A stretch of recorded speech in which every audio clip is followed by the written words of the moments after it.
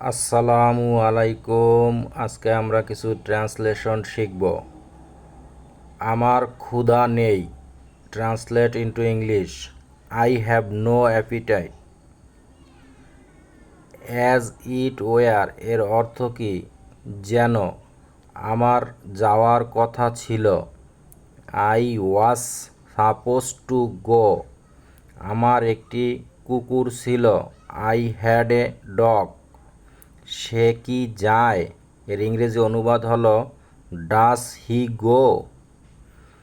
The lion is the beast of pray.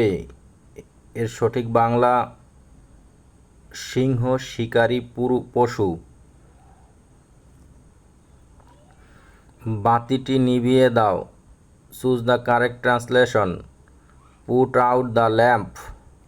Choose the correct meaning of Greek to. অজানা। Translate into English. সে কি এ খবরটা পেয়ে থাকবে? Will he have got this news? The correct translation of সে অঙ্কে কাঁচা। He is weak in mathematics. Translate into English. লক্ষ্য করো, ওখানে পানির গভীরতা অনেক। Notice, the water is deep দেয়ার।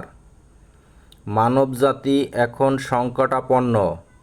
এর সঠিক ইংরেজি অনুবাদ mankind is at stake now.